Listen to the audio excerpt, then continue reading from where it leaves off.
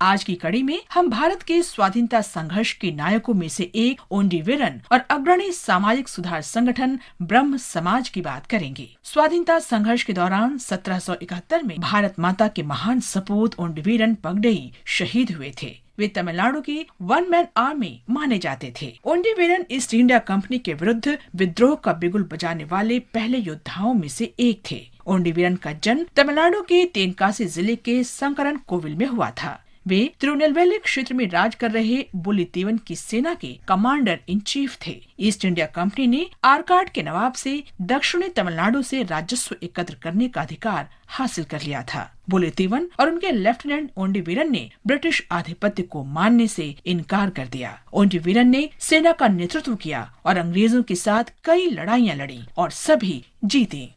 மகிமை கொண்ட மண்ணின் மீது எதிரிகளின் கால்கள் மலர் பறிப்பதில்லையடா வீரர்களின் கைகள்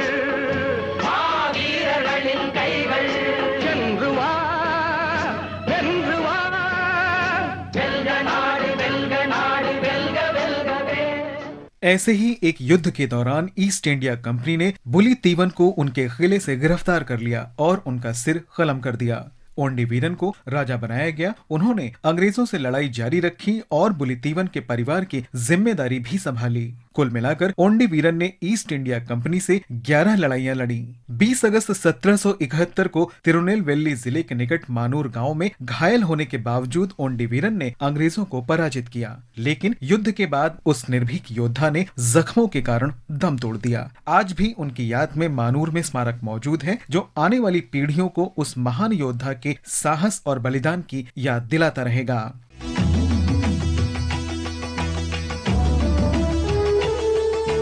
1828 में राजा राम मोहन राय के ब्रह्म समाज का पहला अधिवेशन कोलकाता में आयोजित किया गया था। राजा राम मोहन राय ने द्वारकानाथ ठाकुर के साथ बंगाल में 1828 में ब्रह्म समाज की स्थापना की थी। राजा राम मोहन राय भारत के अग्रणी समाज सुधारक थे। ब्रिटिश शासन के दौरान उन्होंने भारत में प्रगति का मार्ग प्रशस्त किया। बंगाल के पुनर्जागरण आंदोलन में भी उन्होंने महत्वपूर्ण भूमिका निभाई। राजा राम मोहन राय को बंगाल के पुनर्जागरण का जनक कहा जाता है। ब्रह्म समाज को भारत में सर्वाधिक महत्वपूर्ण सुधार आंदोलनों में से एक माना जाता है, जिसने आधुनिक भारत की आधारशिला रखी। इस संगठन ने सामाजिक मुक्ति में सक्रिय भूमिका निभाई, जिसमें सती प्रथा, जाति प्रथा, बाल विवाह, दहेज प्रथा का उन्मूलन और समाज में महिलाओं की स्थिति का उत्थान शामिल है।